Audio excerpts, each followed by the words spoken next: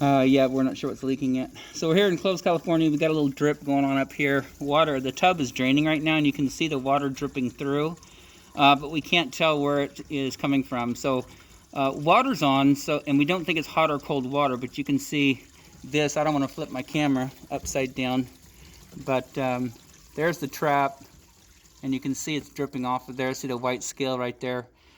So it seems like it's coming from somewhere up where the overflow's at. It could also be the drain assembly.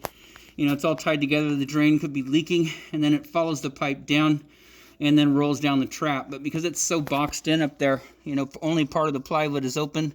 And let me see if I can get you a picture of that up there. No, I'm going to flip my camera over. So anyways, so we can't get up and see the drain or the overflow. We're down in a drop ceiling area right here.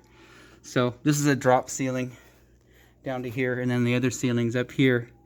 And from here, the tub's up another 12 inches. But there is leaking going on here. We're not sure what to do. I would imagine probably opening the ceiling up, getting up there and seeing exactly where we'll have to duplicate this test and see where it's coming from. But we're going to have to open up a big chunk of this ceiling now, just so that we can look at it, and then we'll run another test.